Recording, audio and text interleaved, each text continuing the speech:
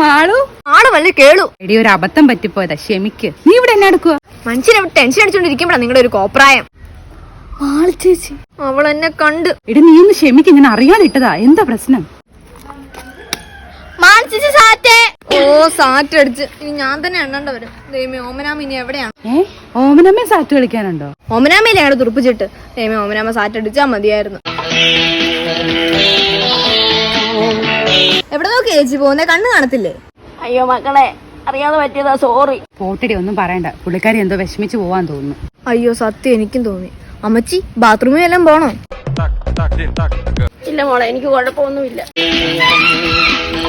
ചേച്ചി, ആ ചേച്ചിക്ക് നല്ല വിഷമമുണ്ട്. എടി ധോനി മോളെ, ഓമന സാറ്റേ.